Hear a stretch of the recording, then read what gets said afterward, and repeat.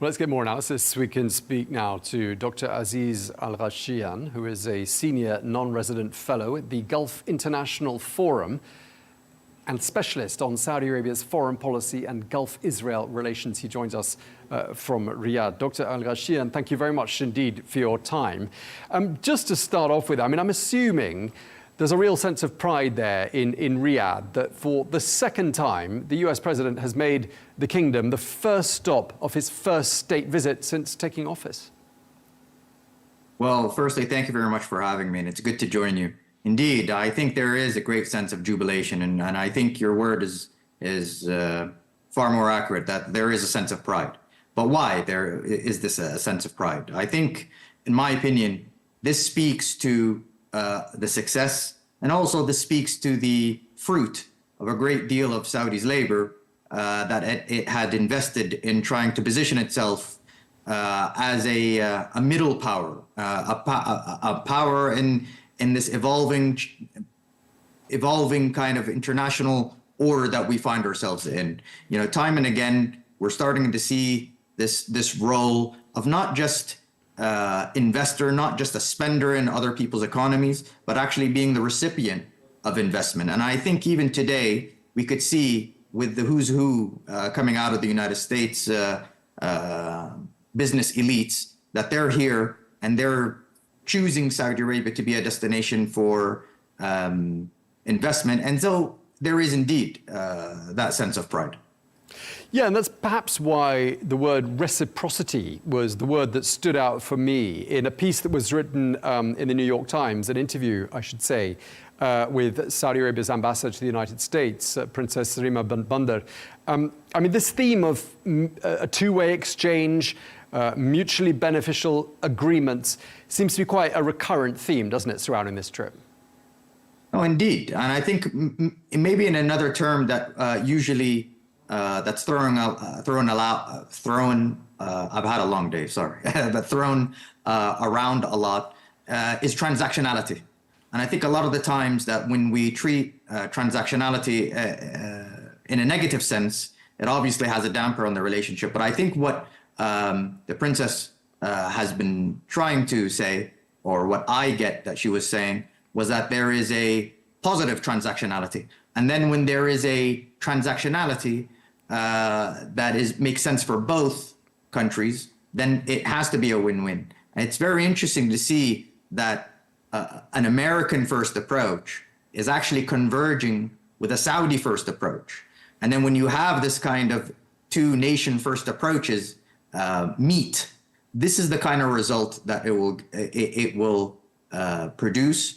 And of course, it's also the beginning of many things. I think this is really the beginning of a great deal of development and developing into each other's economies. But also, this is where the heart of the Saudi strategic vision is to become more independent, more diversified when it comes to its economy. And therefore, reciprocity in this regard is only a strategic gain. Sure, and the US must be acutely aware that it can't take this relationship for granted because, let's face it, Washington isn't the only player exerting influence on the world stage, nor in the Middle East. Beijing and Moscow, to name two other major powers that have a certain degree of influence as well on the region, a major degree of influence. So do you think the US side is aware of the importance of not taking this or being perceived to take this relationship for granted?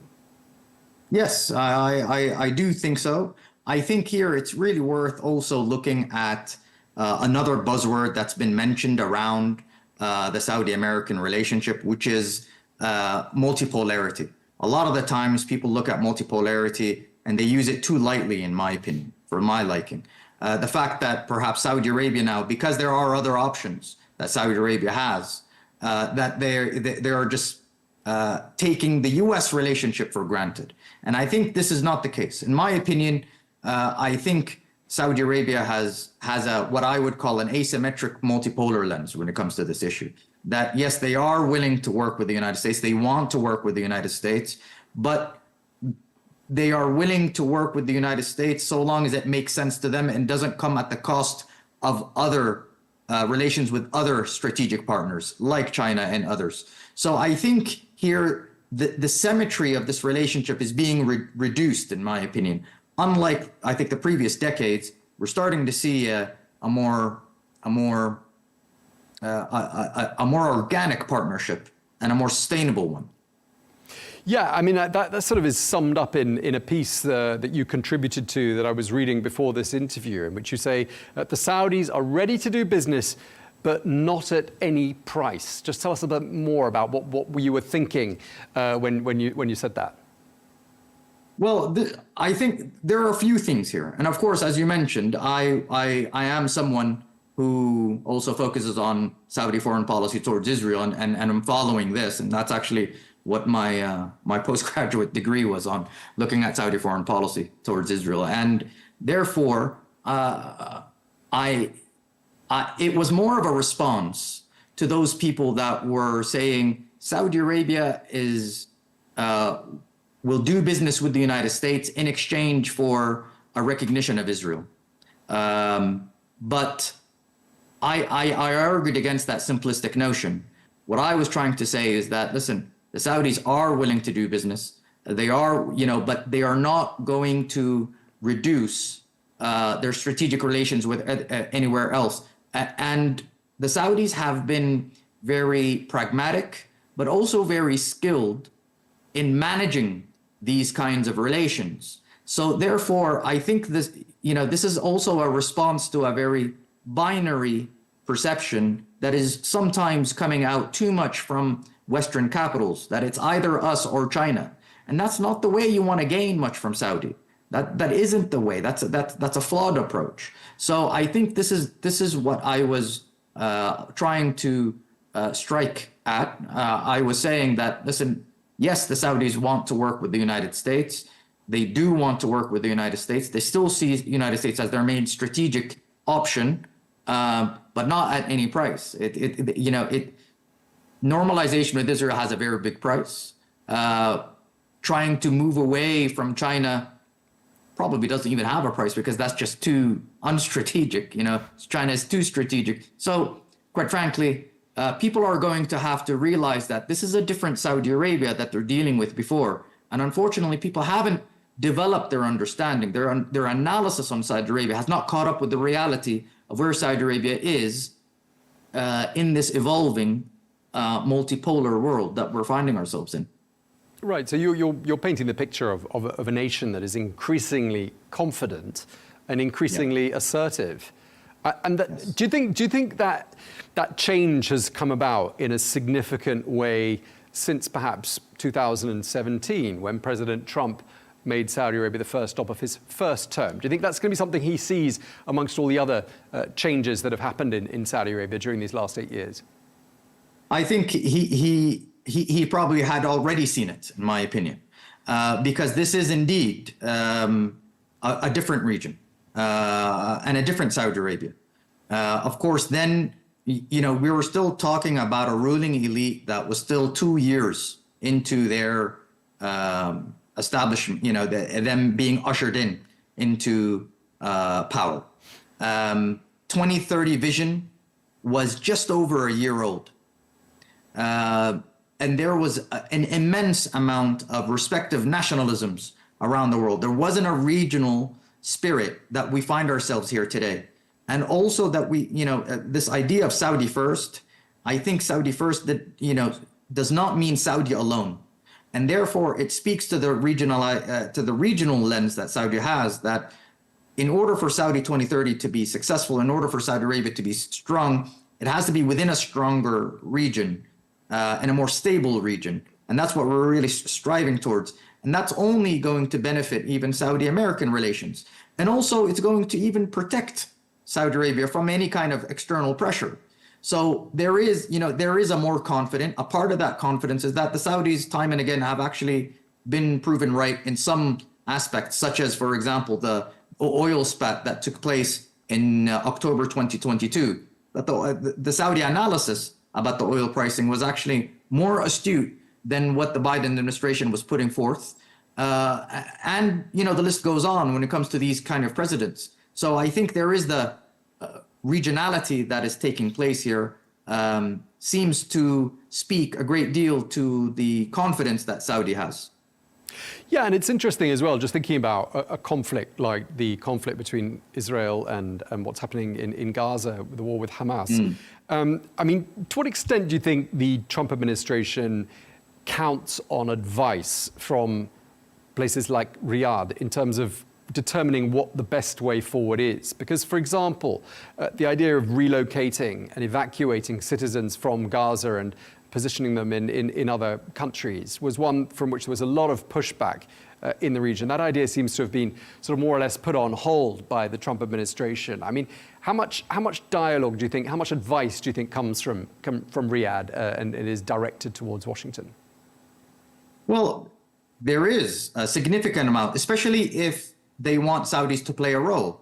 Then there are going to have to be a great deal of coordination. See, because I think right now, almost dealing with anything in the region requires to have a Saudi input. And the reason being is that more and more international actors are looking at Saudi to use their leverage and their kind of weight, whether that's symbolically or financially, or now even geopolitically, to play a bigger role. And at times, the Saudis will say, listen, why do you want us to play a bigger role to clean up some of your mistakes? You need to listen to our input in order to really help you do a better job of what you want to do, or the collective kind of goal that we're all looking for. And so, I mean, the point that you mentioned regarding, I think, pushing out Palestinians and locating them elsewhere. Netanyahu said that he may, if Saudis want a Palestinian state, then they should have it on their home turf or on their state.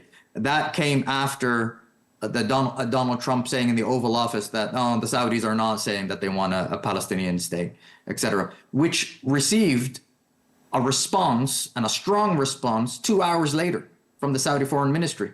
So this is something that also other analysts kind of said this won't happen, because the Saudis seem to be more adaptive to Donald Trump, or they'll be willing to accept some of the